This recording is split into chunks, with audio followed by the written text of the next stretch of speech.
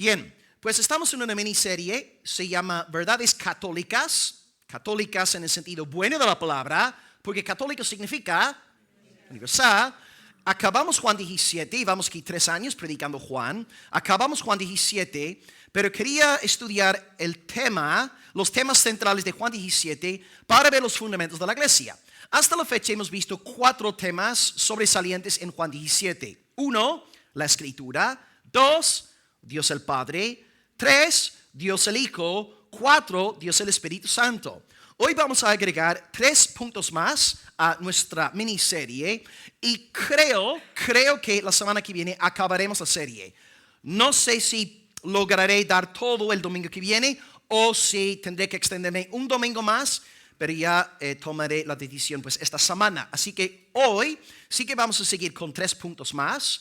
Así que los puntos de hoy son número 5, porque estamos siguiendo la serie de 4 puntos. Hoy tenéis puntos 5, 6 y 7 de la serie. Hoy vamos a ver 3 doctrinas. 5, el pecado, la doctrina del pecado. 6, la predestinación. De hecho, este capítulo es uno de los capítulos que más habla de predestinación en toda la Biblia. Y número 7, la doctrina de la iglesia. Hoy vamos a ver 3 doctrinas. Doctrina 5, el pecado. Doctrina 6, la predestinación. Y doctrina 7, la iglesia. Y antes de empezar, estas 3 doctrinas están entrelazadas. Porque claro, ya que somos pecadores y no podemos obedecer a Dios, escoger a Dios, no podemos acercarnos a Dios en nuestro estado natural, necesitamos que Dios nos elija. Necesitamos que haya predestinación. Y cuando Dios nos elige y nos salva y nos llama eficazmente, nos agrega a la iglesia. Es decir, hay como una secuencia aquí lógica, ¿no? Somos pecadores, pero Dios nos elige, nos salva, nos llama y nos coloca en la iglesia. Así que estas 3 verdades están, relacionadas en esta mañana. Los versículos lema de esta miniserie se encuentran en Juan 17. Os leo el versículo 11, que dice: ya no estoy en el mundo, estos sí están en el mundo, yo voy a ti. Padre Santo, a los que me has dado, guárdalos en tu nombre para que sean uno. Entonces, esta oración por unidad presupone todo lo que Jesús enseña en el capítulo. Fijaos también en el versículo 21. Para que todos sean uno, como tú, oh Padre, en mí y yo en ti, que ellos sean uno en nosotros, para que el mundo crea que tú me enviaste. Versículo 22. La gloria que me diste, yo les he dado para que sean uno, así como nosotros somos uno. Versículo 23. Yo en ellos, tú en mí, para que sean perfectos en unidad. Ahí tenéis los 4 versículos lema de esta miniserie. 11, 21, 22, 23. Unidad, unidad, unidad. Cristo quiere unidad, pero no cualquier tipo de unidad. Una unidad cuidadosamente definida a la luz de este capítulo. Vamos a hablar pues de 3 verdades que salen en este capítulo. Doctrina número 5, la doctrina del pecado. Doctrina 5, el pecado. Tenemos aquí en nuestro texto 3 referencias al pecado. Versículos 12, 14 y 15. Voy a leerlos. 12, 14 y 15. 12 habla de un gran pecador, Judas Iscariote. A finales del texto dice: ninguno de ellos se perdió, sino el hijo de perdición, para que la escritura se cumpliese. Ahí tenemos una alusión al pecado. El pecado de Judas Iscariote, el hijo de perdición. Versículo 14 también habla del pecado del mundo. Dice: yo les he dado tu palabra, el mundo los aborreció, porque no son del mundo, como yo tampoco soy del mundo. Así que Judas es pecador, el mundo es pecador. Vivimos en el mundo de pecado. Y luego versículo 15 habla del mal que hay en el mundo. Yo no ruego que los quites del mundo, sino que los guardes del mal. 3 referencias en este capítulo al pecado. Y la Biblia, por supuesto, no solamente en Juan 17, habla del pecado en múltiples ocasiones. Sé que no es una doctrina popular, pero nosotros debemos anunciar todo el consejo de Dios, no solamente las verdades agradables, bonitas, suaves, placenteras. El pecado es una doctrina bíblica. Por tanto, en Juan 17 aprendemos que el mundo es un lugar de pecado. Y todos aquellos que pertenecen al mundo son pecadores. El mundo es un lugar de pecado y sus adeptos, sus miembros, sus habitantes son todos pecadores. Y de hecho, el mundo es tan engañoso que algunos de sus hijos pueden llegar a formar parte de la iglesia visible. Porque aquí tenemos en el texto un mundano nombrado como un apóstol, Judas Iscariote. Judas Iscariote era un mundano, un hijo del mundo, un hijo del pecado, un hijo de perdición, pero formó parte de la iglesia visible. Y adentrado hoy aprendemos que nadie va al cielo por ser apóstol. Nadie va al cielo por ser pastor. Nadie va al cielo por tocar en un equipo de alabanza. Nadie va al cielo por ser ujier. Nadie va al cielo por dar clase en la escuela dominical. Solamente podemos ir al cielo si hemos creído en el evangelio, si nos hemos arrepentido de pecado, si somos de Cristo. Sin Cristo somos del mundo y en el mundo solamente hay pecado. ¿Qué dice la Biblia pues sobre el pecado? Como regla general tendemos a ser muy superficiales aquí. Pensamos que el pecado es robar algo, es mentir, es fornicar, y es cierto, estos actos son pecaminosos. Pero la Biblia revela que hay mucho más en juego a la hora de hablar del pecado. Y debemos dividir el pecado en tres grandes bloques. El pecado legal, el pecado moral, y estas primeras dos categorías se llaman pecado original en libros de teología sistemática. El pecado original es pecado legal, pecado moral, y luego número 3, pecado actual. Y casi siempre cuando pensamos en el pecado, inmediatamente nos viene a la mente el pecado actual: fornicar, robar, mentir, matar, etc. Pero antes de pensar en el pecado actual, hay que tener claro que hay pecado legal y pecado moral. En primer lugar, pues, el pecado legal. Según la Biblia, todos pertenecemos a nuestro padre Adán. Él en el huerto del Edén pecó contra Dios, condenando así a todos sus descendientes. Por eso Pablo dice algo un poco raro en Romanos 5:12. Dice que en Adán todos pecamos. Y tú me dirás, pero vamos a ver, pastor, yo nací en 1985. Yo no estuve ahí en el huerto del Edén. ¿Cómo pude yo haber pecado en el huerto del Edén? Porque delante de Dios Adán era tu representante. Él es tu cabeza federal. Es como si fuera el presidente del país. Por ejemplo, cuando Vladimir Putin declaró guerra contra Ucrania, toda la nación de Rusia entró en guerra con Ucrania. Putin, por así decirlo, es Rusia personificada. Él es la cabeza federal de Rusia. Un ejemplo del mundo deportivo. Digamos que tu equipo está perdiendo, es el minuto 94 del partido, pita el árbitro penalti.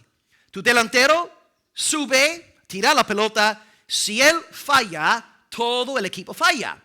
El árbitro no va a permitir que 11 jugadores tiren el penalti, ¿verdad? Solo uno puede tirar. Y en este sentido, el delantero en este momento es todo el equipo. Él es el equipo encarnado. Él es la personificación del equipo. En este momento es la cabeza del equipo. Si él falla, todo el equipo pierde. Y así sucede en Adán. Adán es nuestro representante. Y ya que él falló, ya que él pecó, ya que desobedeció a Dios, todos pecamos en él. Romanos 5:12, todos pecamos en Adán. Y ya que todos pecamos en Adán, la muerte nos llega a todos. La muerte es la prueba de que Dios considera a los hijos de Adán como legalmente culpables. Así que en primer lugar, en cuanto al pecado, hay pecado legal. Somos legalmente condenados delante de Dios. Y luego, no solamente recibimos condenación legal, sino también corrupción moral, el segundo aspecto del pecado. La corrupción moral nos enseña que tenemos dentro de nosotros un corazón podrido, un corazón vil. Ahora, yo sé que en el mundo dicen tú eres un campeón, tú eres magnífico, tú eres la última Coca-Cola del desierto. La Biblia dice que tú eres vil, que tú eres corrupto, tú eres malo, más malo de lo que te puedes imaginar. Todos tenemos un corazón corrupto y la palabra de Dios dice en Jeremías 17:9, engañoso es el corazón más que todas las cosas y perverso. ¿Quién lo conocerá? La maldad de nuestro corazón es insondable. Y antes de tú cometer pecados actuales, tú cometes pecado actual porque tienes una naturaleza corrupta. Porque te deleitas en el hombre interior, en el pecado, en la maldad. Y esto lo vemos en todos los niños. Nosotros que hemos sido padres, sabemos muy bien que no le tenemos que enseñar a nuestros hijos a hacer lo malo. Les sale de forma espontánea. Nosotros tenemos que enseñar a nuestros peques a hacer lo bueno, a ser obedientes, a respetar a las autoridades. El pecado está en nosotros. Tenemos el corazón corrupto. Todo lo que hay dentro de nosotros se rebela contra Dios. Así que hay condenación legal, hay corrupción moral y luego este pecado original engendra nuestros pecados actuales. Claro, es fácil solamente pensar en el pecado actual, pero hay que tener en cuenta que antes de hablar del pecado actual, el problema del hombre es el pecado original. Porque a veces la gente dice, ay no, irás al infierno si robas. No vas al infierno por robar. Tú vas al infierno porque eres un hijo de Adán. Porque eres del mundo, porque eres legalmente culpable y moralmente corrupto delante de Dios. Y si es verdad, si tú luego robas, más grado de castigo, más fuego, ¿no? Más ira, pero tú vas al infierno por ser de Adán, por ser del primer Adán, no por tus pecados actuales. Y en tercer lugar hablamos entonces del pecado actual. Y es importante observar que el pecado actual es el fruto de este árbol podrido. Este árbol del pecado original, que es legalmente culpable y moralmente corrupto. Y Jesús nos dice en Mateo 15:19, del corazón salen los malos pensamientos. Eso es importante, porque una vez más tendemos a pensar que pecado actual es fornicar, mentir, robar, y hay que reconocer que sí, una persona que comete semejantes pecados está desobedeciendo a Dios, pero antes de cometer aquellas actividades hay un proceso interno de endurecimiento de corazón que lleva a la persona a cometer semejantes barbaridades. El problema es el corazón. Y a veces nosotros podemos ser muy buenos, ¿no? En cuanto a nuestro comportamiento externo. Y a lo mejor, bueno, yo no robo, yo no miento, yo no fornico. Pero con mi mente, madre mía. Las cosas que yo pienso, no, ahí está Angélica, odio no cuánto Angélica, odio Angélica esto, Angélica aquello. Y amor, le sonríe a Angélica, dame un besito, un abrazo. Pero por dentro la estoy matando a la hermana. Y esto también es pecado. No es solamente pecado, sí, es pecado pecar externamente, pero lo interno también es pecado. Y por lo tanto, ya que vivimos, hermanos, totalmente saturados de pecado, necesitamos salvación, necesitamos liberación. Todos somos triplemente culpables ante Dios, culpables a nivel legal, culpables a nivel moral, culpables a nivel actual. Ahí está el verdadero estado del hombre sin el Señor Jesús. Es el estado del mundo. Es el estado de Judas Iscariote. Y ya que vivimos nosotros en un mundo que odia a Dios, que se recrea en el pecado, somos rechazados. El mundo detesta a nuestro Padre. Y entonces nosotros que somos la iglesia, los regenerados, los redimidos, los que pertenecemos ahora al segundo Adán, no al primer Adán, ahora somos del segundo Adán. Él es nuestra cabeza federal, Él marcó el gol en nuestro lugar, Él nos salvó y Dios nos atribuye su justicia. Ahora vamos al mundo predicando el evangelio y el mundo nos rechaza, porque el mundo odia a Dios.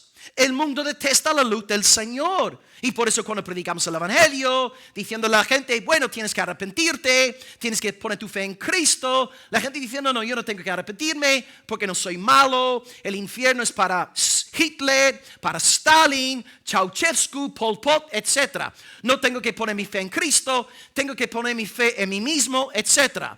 Y el mundo siempre rechaza la palabra de Dios. No ama al Señor. Por tanto, tú ahora, al formar parte de la iglesia, del segundo Adán, de Jesucristo, vas a ser atacado. Porque Dios, según Juan 17, te ha sacado del mundo. Sí, originalmente éramos triplemente culpables. Todos aquí, antes de nuestro nacimiento, nuevo nacimiento, triplemente culpables ante Dios. Legalmente, moralmente, actualmente culpables.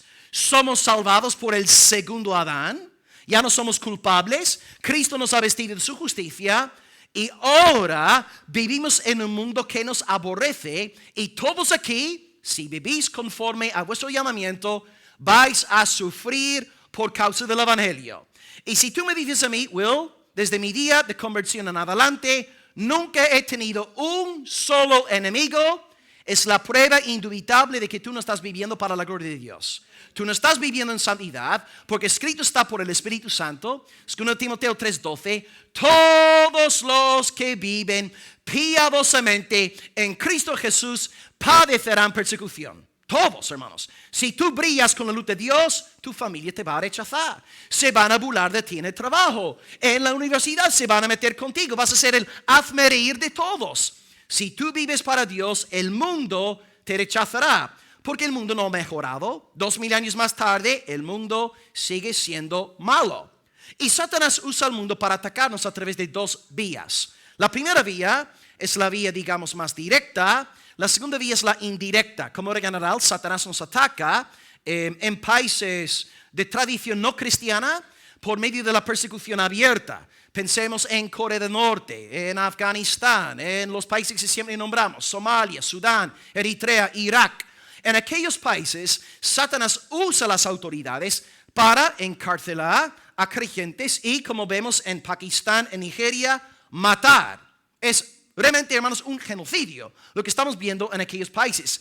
Miles de hermanos, su sangre siendo derramada. Incluso hoy estoy predicando. En esta misma mañana, ¿quién sabe si los militantes fulaní van a poner otra bomba o van a entrar en otro culto con pistolas para matar a los creyentes? Y en aquellos países, Satanás ataca de forma brutal, directa, matando, encarcelando a la gente. Puertas Abiertas nos habla de 365 millones. 365 millones de cristianos perseguidos a nivel mundial. Y a veces no ves online un predicador del occidente diciendo, hermanos, se acerca una gran persecución a la iglesia. Y digo, por favor, que este no sabe nada. Vamos a ver, si realmente viviese pensando en la iglesia más allá del occidente, se daría cuenta de que ya estamos en una tremenda persecución. Nosotros aquí en España vivimos, hermanos, en una zona de confort. No sufrimos nada por el evangelio. Salimos ahí a las plazas a predicar. Bueno, nos pueden insultar, se meten con nosotros, pero no nos van a cortar la cabeza. No van a sacar una pistola, hermanos. Seamos realistas. Y aquí la gente, los predicadores de Estados Unidos, de Europa, hoy, hermanos, se acerca una gran persecución, hermanos. La iglesia lleva 2000 años sumergida en una intensa persecución. Lo que pasa es que nosotros vivimos en comodidad. No sufrimos, pero tú no verás a un pastor de Nigeria saliendo a las redes diciendo, hermanos, se acerca una gran persecución. Porque él ya vive en la persecución, está pasando por el fuego de la aflicción. Pues en países de tradición no cristiana, el mundo nos ataca abierta directamente, metiéndonos en la cárcel, derramando nuestra sangre, cerrando puertas laborales para que no podamos generar ingresos. No podemos comprar ni vender, ¿no? Pero luego en países de tradición cristiana, la persecución es más indirecta. Y Satanás nos ataca muchas veces a través de la opulencia, la comodidad, el dinero, el materialismo, ¿no? Y esto lo vemos hoy en las iglesias en el occidente. Están vacías. Cualquier excusa para no congregarse, ¿no? No, y no voy a la iglesia porque toca gimnasio, toca cine, yo qué sé, está lloviendo, hace demasiado sol y no vamos a la iglesia. Ahora, esta mentalidad no existe en Pakistán. Tú dices un creyente en Pakistán, no voy a la iglesia hoy porque me toca ir al gimnasio, ¿no? Te mira, tú no eres un creyente, tú no haces nada. ¿Cómo vas a ir al gimnasio en vez de estar en el culto el domingo por la...? Es impensable para esta gente. Pero aquí, entre nosotros, es normal que un hermano falte por un asunto de ocio, porque estamos tan apagados. Estamos muertos a nivel espiritual. Y como que pensamos, es normal, ahí están este fin de semana fuera en algún sitio. No se congregan, no hay compromiso con la iglesia y pensamos, no pasa nada. Pero pensamos así porque estamos habituados a un cristianismo barato, seco, insípido, que no hace absolutamente nada. Hermanos, entre nosotros, en Europa, el gran peligro es el materialismo. Vivimos en comodidad y ya no nos esforzamos por el Señor. Nos da vergüenza testificar de Dios, no tenemos ganas de evangelizar porque hoy no me van a criticar y vivimos totalmente centrados en nosotros mismos. Debemos, hermanos, cultivar este primer amor, el amor que vemos en aquellas iglesias como Sudán, que están dispuestos a dar sus vidas por la gloria del Señor Jesús. Así que examínate, ve si en tu vida a lo mejor estás dando más prioridad al dinero que a la iglesia. A veces no, para la iglesia hay unas normas, pero cuando hay dinero en juego se aplican otras normas, ¿no? En el trabajo, si llueve, ahí estás a las 6 de la mañana. Si hace sol, ahí estás a las 9 de la mañana. Pero bueno, si llueve y toca iglesia, bueno, no voy, no, llegas tarde. Se aplican normas en el trabajo, se aplican otras normas en la iglesia. Pregúntate, ¿De verdad soy un discípulo de Cristo? ¿De verdad estoy buscando primeramente el reino de Dios y su justicia? Satanás nos puede atacar aquí en España por medio de materialismo, opulencia, el ocio. Cuidado con todo esto. Y reconozcamos también que entre nosotros también pueden haber falsos creyentes. Judas Iscariote estuvo 3 años y medio, hermanos, entre la propia banda apostólica. Y si un hombre como Judas puede estar tanto tiempo en la iglesia visible, también entre nosotros podría haber personas no nacidas de nuevo. Es tan vital saber si realmente somos de la fe, si somos de Cristo, si hemos abrazado el Evangelio, si el Espíritu de Dios nos está santificando paso a paso. Así que cuidado con el pecado, cuidado con el mundo. Vive en entrega a tu Dios. Y ten presente también que tu pecado no solamente te afecta a ti. Si tú eres un hijo de Dios y perteneces a la iglesia, tu pecado también puede afectar a la iglesia. Josué capítulo 7, hubo un varón llamado Acán, y él había robado algo llamado anatema, algo que Dios había prohibido. Él tomó un manto babilónico, unos cuantos lingotes de oro, y escondió las cosas por debajo de su tienda. Salieron los israelitas a pelear contra Ai, H-A-I, Ai, un pueblo insignificante, y bueno, después de haber derrotado a Jericó, Ai iba a ser pan comido. Pero de repente el pueblo de Dios pierde una batalla muy fácil, sencilla. Y Josué clama a Dios diciendo, ¿qué ha pasado? Porque hemos perdido la batalla, ¿no? Es como, por ejemplo, la selección colombiana gana contra Argentina y luego pierde contra Irlanda del Norte. ¿Qué pasa aquí, Señor? ¿Cómo podemos vencer a Brasil y perder contra los irlandeses? Y Dios dice lo siguiente, Josué 7:11.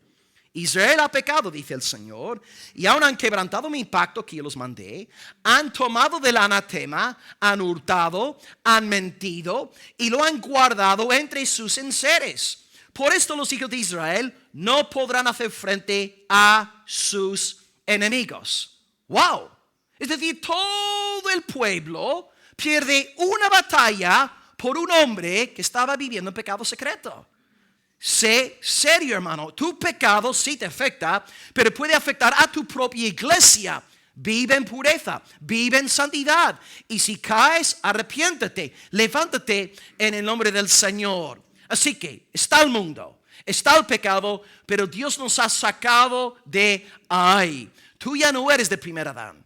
Su pecado ya no es tuyo. Su corrupción tampoco. Ahora tú tienes la justicia de Cristo, tienes de su Espíritu, y ahora Dios te exige que seas santo. Escrito está, sed santos, porque yo soy santo, dice el Señor. 1 de Pedro 1:16. Hermano, huye del pecado. El pecado que sea, huye de él y vive para la alabanza de tu Señor.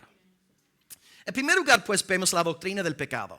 El pecado está en el mundo y hemos hablado de 3 aspectos de pecado. Pecado legal, pecado moral y el pecado actual. Para aquellos pues que no están en Cristo, wow, son triplemente culpables. Pero nosotros, aleluya, no somos del primer Adán, somos del segundo Adán. Y toda la justicia de Jesús ahora es nuestra. Ahora, número 6, doctrina 6. La doctrina más polémica en esta mañana, pero no deja de ser bíblica. La predestinación. La predestinación. Vamos a leer ahora 6 versículos donde Jesús dice en 7 ocasiones, los que me diste, los que me has dado. Jesús una y otra vez habla de aquellos que le fueron regalados por el Padre. Y quiero que sepáis algo. Al leer estos versículos, no estoy citando a Sproul, ni a Miguel Núñez, ni a Sugel, ni a Agustín de Hipona, ni a Calvino, ni a MacArthur, ni a Piper. No, yo estoy citando al Señor Jesucristo. Yo voy a citaros 6 versículos que salieron de la boca de Jesús. ¿De acuerdo? Para que nadie luego acuse al pastor de seguir a los hombres. Ok. Juan 17, primer versículo 2. Jesús dice, me has dado potestad sobre toda carne, para que dé vida eterna a todos los que me diste. Ahí está, todos los que me diste. Versículo 6. Jesús dice, he manifestado tu nombre a los hombres que del mundo me diste. Tuyos serán y me los diste. 2 veces en un versículo. Han guardado tu palabra. Versículo 9. Wow. Yo ruego por ellos, no ruego por el mundo, sino por los que tú me diste, porque tuyos son. Versículo 11. Ya no estoy en el mundo, mas estos sí están en el mundo. Yo voy a ti, Padre Santo, a los que me has dado. Guárdalos en tu nombre para que sean uno. Versículo 12. Cuando yo estaba con ellos en el mundo, yo los guardaba en tu nombre. A los que me diste, yo los guardé y ninguno de ellos se perdió. Y versículo 24. Padre, aquellos que me has dado, quiero que donde yo estoy, ellos estén conmigo. Hermanos, una vez más, no he citado a Miguel Núñez, no he citado a Sugel, no he citado a Wayne Grudem, he citado en 6 ocasiones al Señor Jesucristo. Los que me diste, los que me diste, los que me diste, los que me has dado, los que me diste, los que me diste, los que me diste. Jesucristo reconoce que hay un pueblo que le ha sido dado. En la eternidad, Dios el Padre entregó a su Hijo un regalo de amor. Y este regalo de amor se llama su iglesia. Y todas las personas que pertenecen a la iglesia, a la asamblea de la salvación desde Abel en adelante, algunos piensan que Adán y Eva también son salvos, puede ser que sí, no estoy seguro, pero Abel 100% seguro, desde Abel en adelante hasta el último creyente, salvo antes de la segunda venida, ahí tenemos la comunidad de los redimidos. Y Dios el Padre entregó ese pueblo a su Hijo. No entregó a todos los seres humanos a su Hijo, pero entregó a todos los elegidos a su Hijo. Y esta elección es obra del Padre. Es su gracia. Él nos escoge a nosotros. Él nos elige a nosotros. Él nos ama a nosotros para que podamos responder en amor. Y Cristo alude a esta transacción intratrinitaria en nuestro texto, en el versículo 4, donde Jesús dice: Padre, yo te he glorificado en la tierra, he acabado la obra que me diste que hiciese. Ahora glorifícame tú al lado tuyo con aquella gloria que tuve contigo antes de que el mundo fuese. Es decir, Jesús recalca que antes de encarnarse, Dios el Padre le dio una misión. Jesucristo tuvo que encarnarse con el fin de salvar a este pueblo, rescatar a este pueblo. Y este es el pueblo que fue predestinado por el Padre. Y la predestinación es por el beneplácito de Dios. Es por la voluntad de Dios. No es por nosotros. Porque algunos hoy dicen tristemente: no, Dios me eligió a mí porque Él sabía de antemano que yo iba a creer, yo iba a arrepentirme, yo iba a vivir en santificación y Dios, viendo mi obediencia, optó por salvarme. No, hermanos, no es así, no es así. Porque número uno, Dios no aprende datos nuevos. Dios no se pone a estudiar el futuro. Ahí está Israel. Veo que Israel en el año 2012, veo que Israel me va a escoger, me va a creer, va a arrepentirse, va a perseverar en la fe hasta el fin. Por tanto, yo elijo a Israel para salvación. No, Dios no aprende nuevos datos. Dios no tiene que estudiar la historia. Dios conoce la historia futura porque Él decreta la historia futura. Mañana Dios ha decretado lo que va a pasar mañana. Este culto ahora, este culto fue decretado antes de la fundación del mundo. Y todas las personas que estáis aquí en esta mañana, siendo creyentes o siendo incrédulos, estáis aquí porque antes de la eternidad Dios quiso, en la eternidad Dios quiso que estuvierais aquí. Esta reunión es un despliegue del decreto soberano de Dios. Dios no aprende datos nuevos, así que la predestinación no depende de Dios preveyendo, viendo de antemano nuestra fe. Número 2, también Israel. ¿Cómo puede Israel poner fe en Dios?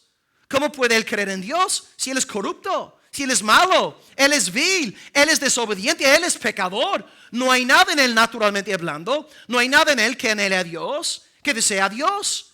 Su fe es un regalo de Dios. La fe es don de Dios, no por obras para que nadie se gloríe. Entonces, Dios no provee a una persona teniendo fe independientemente de su obra en él. Dios nos da la fe. Dios labra la fe en nosotros por medio de su Espíritu Santo. Es que Dios no aprende datos nuevos. 2, no hay nadie que pueda poner su fe en Dios si no es por la obra de Dios en él. Y desde luego número 3, la predestinación es por presciencia, porque si Dios en una instancia nos elige según nuestras obras futuras, la salvación es por obras. Y si hay algo que aprendemos en la Biblia una y otra vez, la salvación es por gracia, sola gracia. Y de esta manera toda la gloria es para el Señor. Porque si la salvación fuese por mis futuras obras, yo podría decir en esta mañana, bueno, yo soy creyente porque yo puse mi fe en el Señor, yo me arrepentí y el Señor me vio a mí antes de la fundación del mundo, wow, y me salvó. Mi vecino no.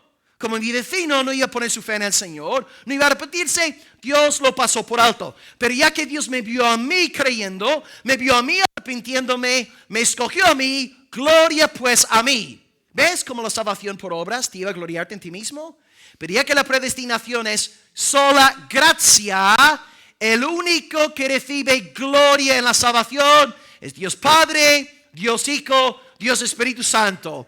A Él sea toda la gloria, no el 99% de la gloria. Así que Dios nos escoge según su beneplácito. Él nos escoge porque somos un regalo de amor a su Hijo. Y Dios se encargará de que todos los miembros de este pueblo sean añadidos al reino de Cristo antes de que regrese por segunda vez. Dios entonces nos entrega, estando nosotros en el mundo, en este mundo de pecado que estudiamos en el quinto punto de mensaje, en el mundo de pecado, Dios nos saca. En mi caso, esto sucedió en diciembre 2002. Después de una vida, ¿verdad?, de pecado, egocentrismo, yo como Judas Iscariote, Dios por su Espíritu me saca, me traslada del reino de las tinieblas a su reino de luz. Y Él ha hecho exactamente lo mismo con todos vosotros que habéis nacido de nuevo. Antes mundanos, ahora santos. Antes hijos del primer Adán, ahora hijos del segundo Adán. ¿Y a qué se debe dicha transacción? ¿A qué se debe dicho cambio? La gracia de Dios, el poder de Dios, el amor de Dios. Gloria pues sea a Dios. La salvación, como oro encarna, es del Señor. Mi salvación es el Señor. Y como bien dice el pastor Ariel Romo en su nuevo libro que está en Navarra, Ariel Romo escribe: no hay mérito en nosotros, no hay capacidad en nosotros, somos injustos. Todas las virtudes que nos permiten estar delante de Dios son por Cristo. Es que Dios de ninguna forma nos escoge viendo de antemano nuestras virtudes, porque nuestras virtudes son la obra de Dios en nosotros. A Dios sea la gloria por nuestra salvación. Y por tanto nadie aquí debe creerse algo, alguien superior a su colega incrédulo si es creyente. Somos lo que somos por la gracia de Dios. Dios nos ha salvado para su alabanza. Y como dice Romanos 9:16, no depende del que quiere, ni del que corre, sino de Dios que tiene misericordia. Si la salvación fuera el estilo católico romano, sí podemos gloriarnos en nosotros mismos, ¿no? Gracia de Dios, más mi virtud, más mis obras, más mi penitencia, etc. Pero no, hermanos, es 100% por gracia. Así que hoy, si tú eres salvo, gózate en la elección de tu Padre. Gózate en su predestinación. Gózate en su libre, soberana, sublime, dulce gracia. Él te alcanzó, Él te puso en el segundo Adán, Él te dio vida eterna, Él quitó todo tu pecado y Él ahora promete que te glorificará en el siglo venidero. Y tú habitarás en una tierra completamente rejuvenecida, renovada, para servir al Señor con cada fibra de tu ser en un cuerpo totalmente glorificado. Hoy ten ánimo, Dios es por ti, Dios te ha escogido, Dios es tu salvación. Y vosotros que no sois del segundo Adán, una vez más os anuncio que en Cristo está la salvación. En Cristo está la mediación entre Dios y los pecadores. Y hoy, por la fe en el sacrificio de Cristo en la cruz, por medio de la fe en su resurrección y por medio del arrepentimiento, vosotros podéis llegar a formar parte de la asamblea del segundo Adán, la comunidad de los santos. Las puertas están abiertas. Ven pues a Cristo, bebe de la fuente de vida, come de su mesa. Cristo hoy con los brazos abiertos os invita a todos: venid a mí, recibid de mí. Cristo hoy ofrece salvación, y que veamos hoy salvación para la gloria de Dios, que haya fiesta en la tierra y fiesta en el cielo. Amén.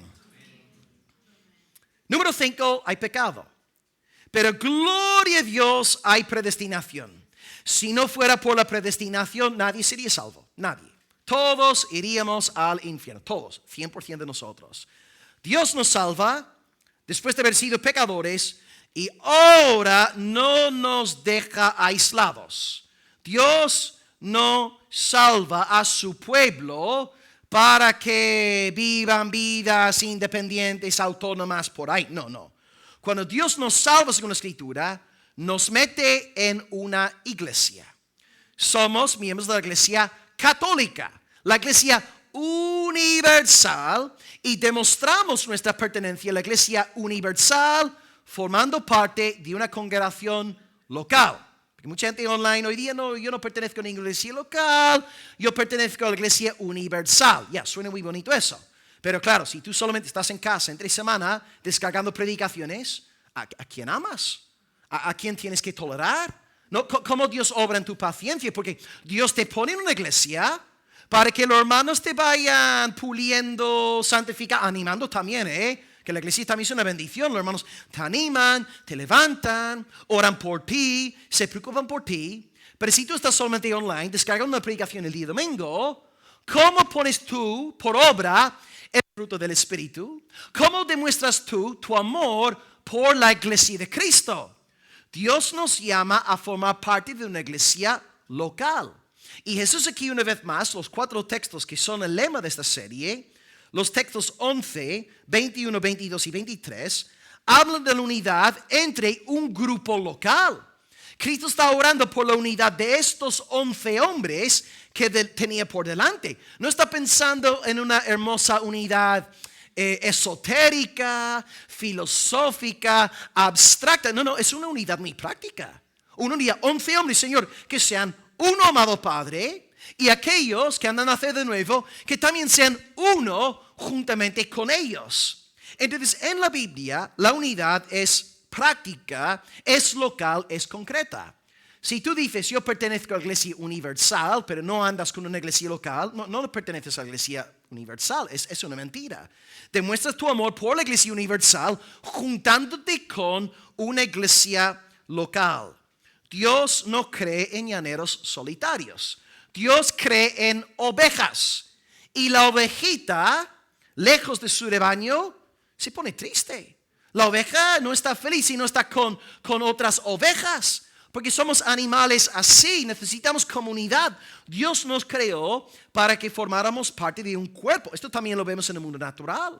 No, el hombre no es bueno que el hombre esté solo. Y nuestro Dios es trinitario. Fuimos creados a imagen y semejanza de Dios. Necesitamos al otro.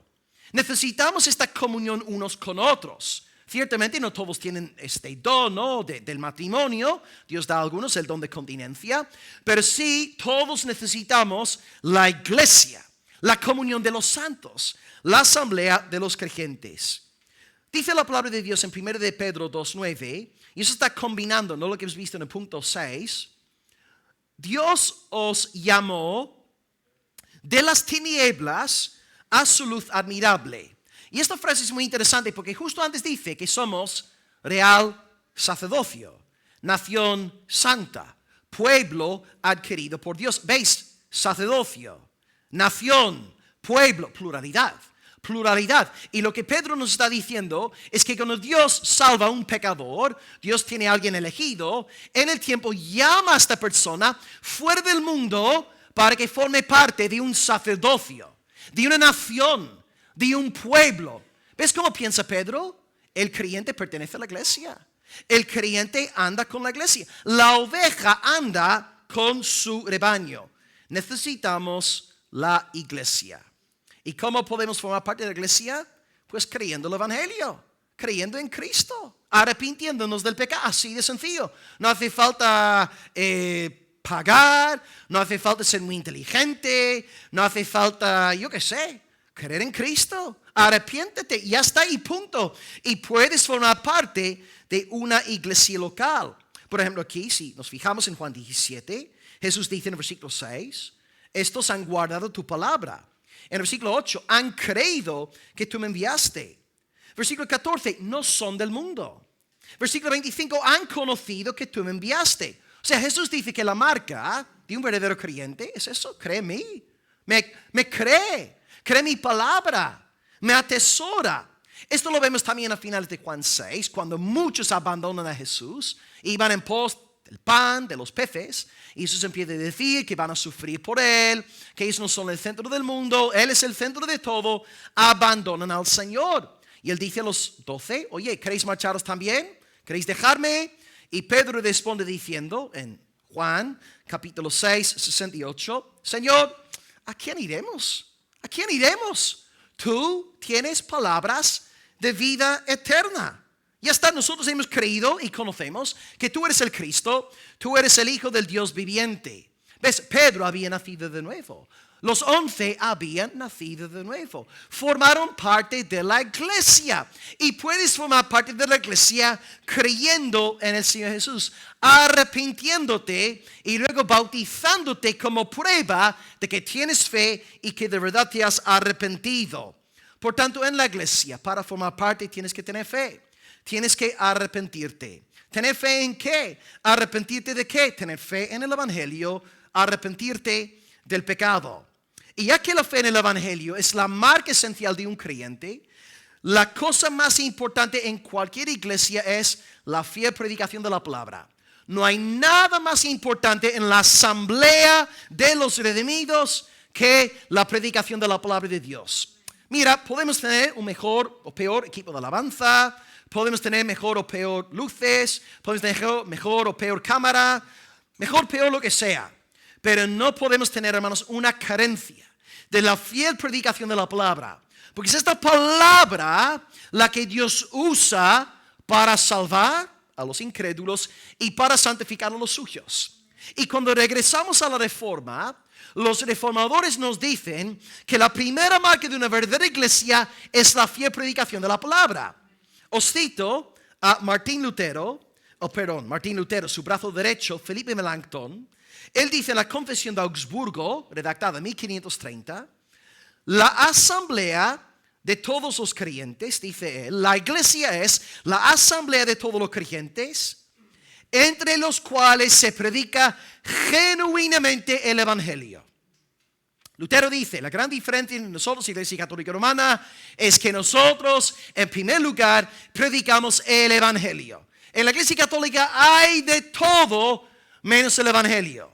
Pero nuestras iglesias evangélicas predican en primer lugar el evangelio. Y tristemente hoy día, la propia iglesia evangélica necesita ser reevangelizada. La iglesia evangélica de hoy día predica de todo menos el evangelio.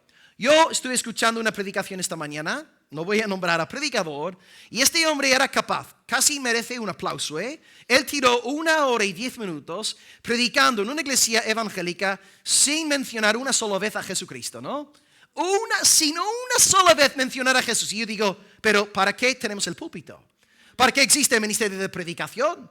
¿Acaso no está el ministerio de predicación puesto por Dios para que su Hijo sea exaltado en la asamblea de los cristianos? Y hoy día, hermanos, vamos a cultos y nos predican de todo. Sueños, proyectos, metodología, visiones. ¿Dónde está Cristo? ¿Dónde está el Señor Jesús? Él ha de ser el centro. Su palabra ha de ser el eje de todas nuestras predicaciones. Pero hoy Cristo brilla por su ausencia en muchos púlpitos. Nos sentimos como la hermana que estaba llorando al lado de la tumba. Ay, se han llevado a mi Señor. No sé dónde lo habrán puesto.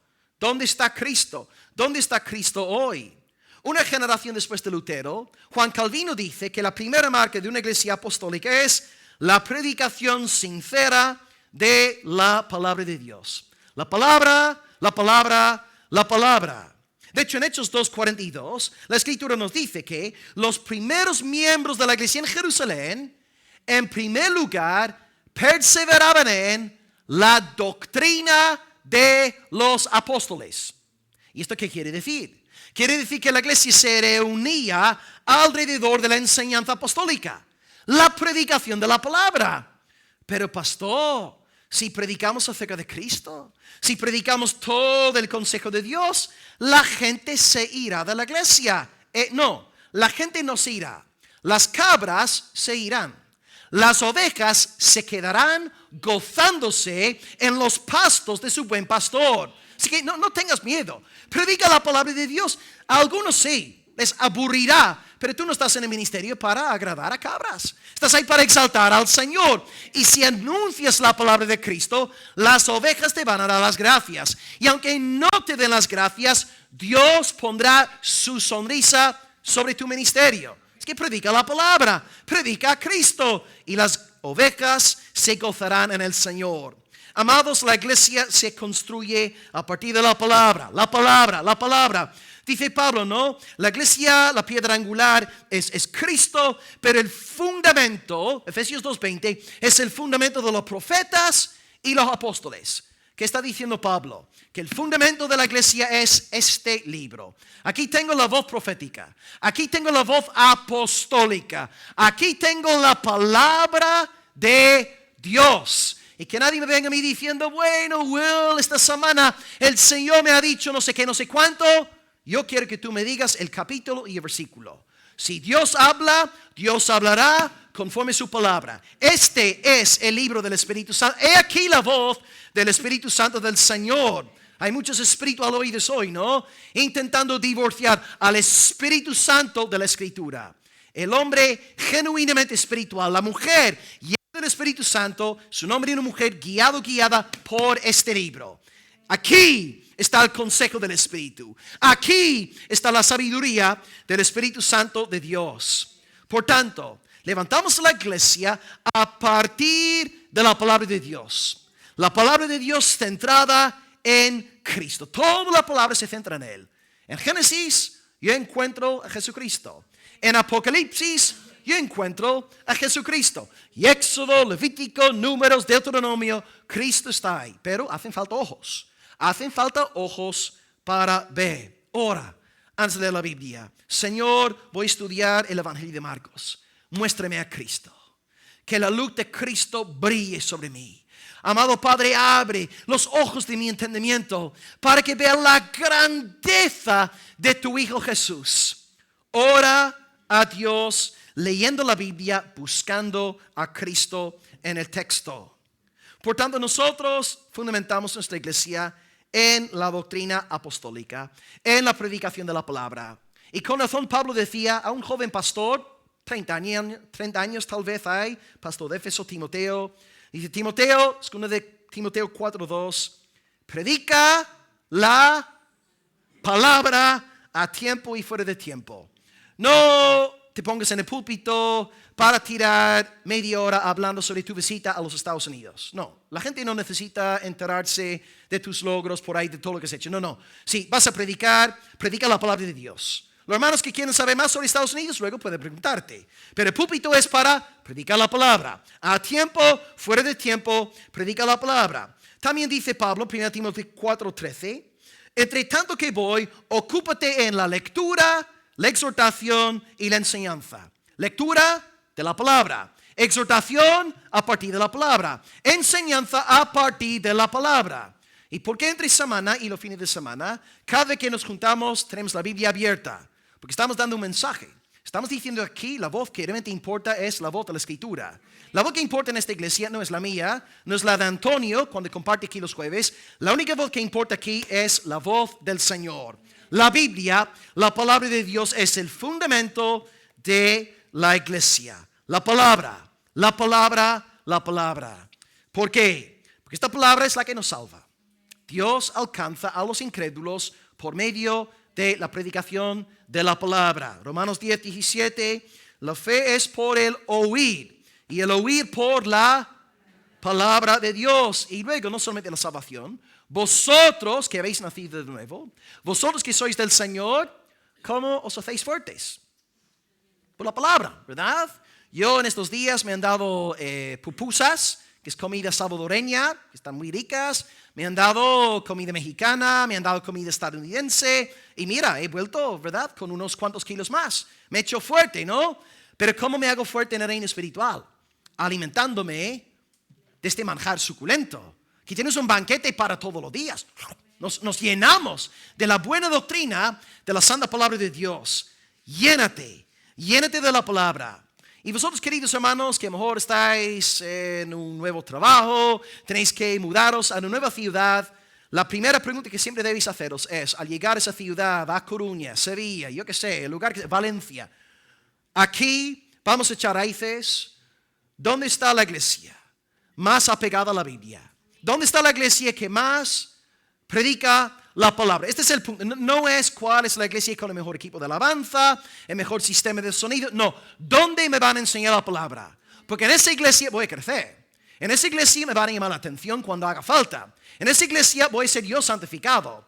En esa iglesia Dios será glorificado y Cristo será el centro. La palabra, la palabra, la palabra. Y si la palabra está en el centro de nuestra iglesia, va a surgir entre nosotros un amor genuino nacido del Espíritu Santo.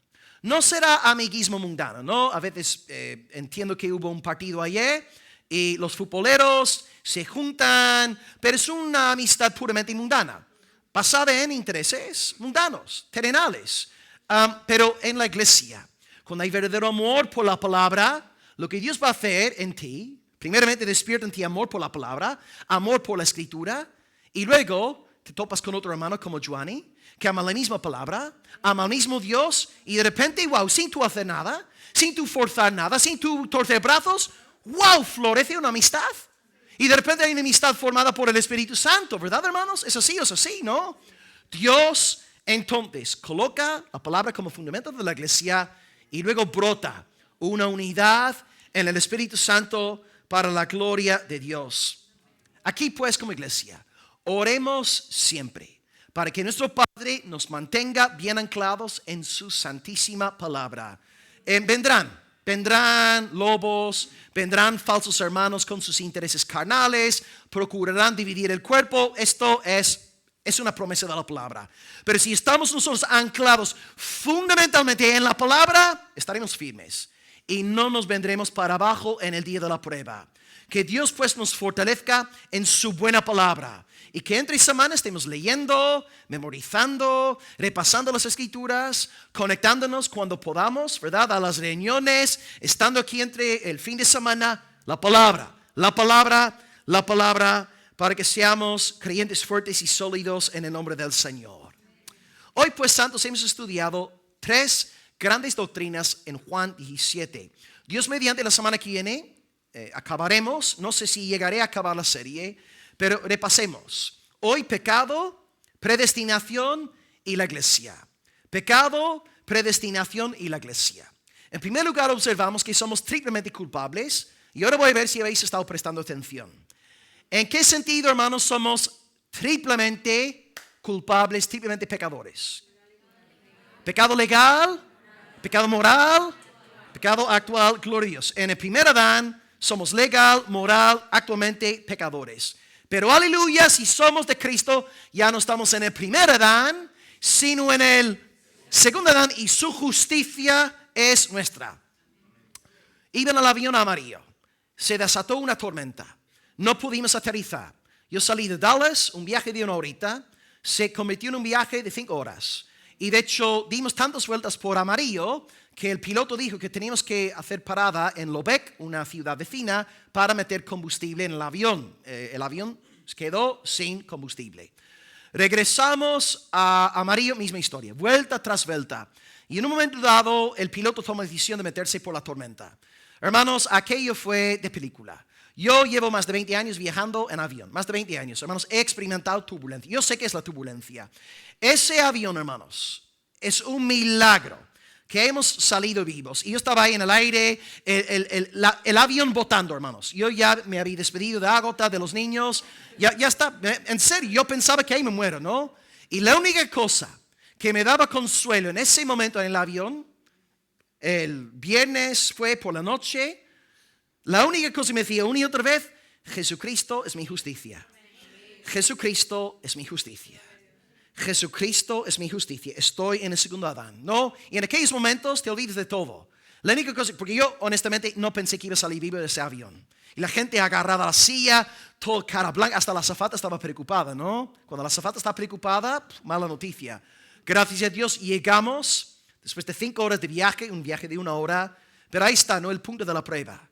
Cristo es nuestra justicia. Y hasta en vida y muerte, nuestra única esperanza es Cristo. Cristo, nada más. No la cantidad de sermones que hayas predicado, la cantidad de veces que hayas asistido a la iglesia. No, Cristo. Él es tu justicia y punto. Doctrina 6, la predestinación. Ya que todos somos malos, todos pecadores, no podemos seguir a Dios. Él elige. Y Él da un pueblo como regalo a su Hijo. Y en el día final, el 100% de los elegidos habrán alcanzado la salvación. Y en aquel día glorificaremos a Dios el Hijo por los siglos de los siglos. Toda rodilla se doblará ante Él, toda lengua confesará que Él es Señor. Y hoy glorificamos a Dios por nuestra predestinación. Y ya que hemos sido predestinados, ahora, prácticamente hablando, formamos parte de la iglesia. Amamos la iglesia. ¿Por qué? Porque amamos la palabra. Dios puso amor por su palabra en nosotros. Y ahora de forma espontánea brota, surge, hay un amor en nosotros por todas las personas que tienen el mismo amor por la palabra en nosotros. Y tengamos cuidado, hermanos, para que no haya ningún Judas Iscariote entre nosotros, ¿no? Este mundano que entra de forma camuflada con intereses mundanos para estorbar la paz de la iglesia. Que Dios nos mantenga con limpieza. Y que no haya nadie aquí con doble ánimo, suciedad, malos pensamientos acerca de sus hermanos, esta congregación. Que Dios nos mantenga en pureza, en un amor puro, en un amor santo, para que Dios vaya edificando su iglesia, piedra por piedra, paso a paso, para la alabanza de su santo nombre. Gracias a Dios, pues, por su predestinación, sacándonos del estado de pecado. Y gracias a Dios por habernos puesto en una iglesia. Y ahora cultivemos este amor para su gloria. Oremos a nuestro Dios, dándole alabanza hoy por el mensaje, y luego podremos saludarnos unos a otros en el amor de Cristo. Oremos al Señor.